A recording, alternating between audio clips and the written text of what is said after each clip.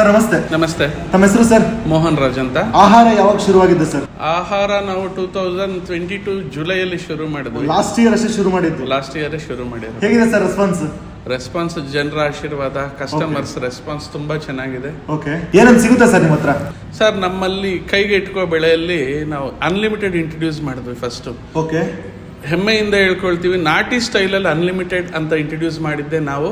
Okay, ಬೆಂಗಳೂರಲ್ಲಿ ನಾಟಿ ಸ್ಟೈಲಲ್ಲಿ ಓಕೆ, ಹಲವಾರು ಅನ್ಲಿಮಿಟೆಡ್ ಇರ್ಬೋದು. ಆರೋಗ್ಯಕರವಾಗಿರೋ ಆಹಾರ ಕೊಡಬೇಕು ಅನ್ನೋ ಕಾನ್ಸೆಪ್ಟ್ ಅಲ್ಲಿ ನಾವು ಯಾವುದೇ ರೀತಿಯ ಅಜಿನಮೋಟೊ ಯೂಸ್ ಮಾಡಲ್ಲ, ಪಾಮ್ ಆಯಿಲ್ ಯೂಸ್ ಮಾಡಲ್ಲ, ಫುಡ್ ಕಲರ್ಸ್ ಯೂಸ್ ಮಾಡಲ್ಲ.